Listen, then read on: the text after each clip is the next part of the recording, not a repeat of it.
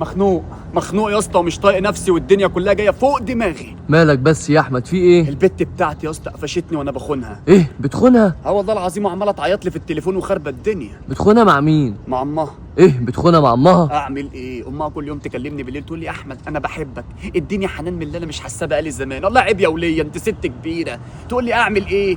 مشتاقه لك. راحت البت دخلت علينا قفشتنا. يا لهوي. بس قفشتنا في التليفون يعني ما تفهمش غلط. اه بس ومش عارف اعمل ايه يا اسطى.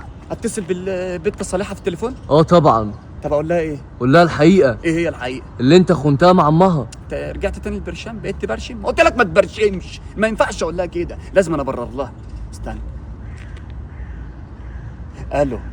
ايه يا حبيبه قلبي؟ انت لسه زعلانه مني؟ يا بنت ما كنتش انا اللي بكلم امك في التليفون. على الطلاق ما في بيني وبينها حق. ايه؟ امك حامل؟ حامل ايه؟ بس ايه انت ايه اللي ما حامل ايه؟ انا ايش ده؟ طب وانا مالي انا ومن امك ما تحمل؟ انا مالي؟ مش ابوك عايش؟ هما متطلقين؟ يعني انا اللي البس الليله؟ انت عبيطه ولا ايه؟ انا ما كلمتش امك غير مرتين في ما كلمتش امها غير دقيقتين في التليفون. امال لو كلمتها 10 دقايق تقولي لي ايه؟ جابت اقفلي يا بت اقفلي، انا اصلا غلطان اللي كنت بكلمك. يلا.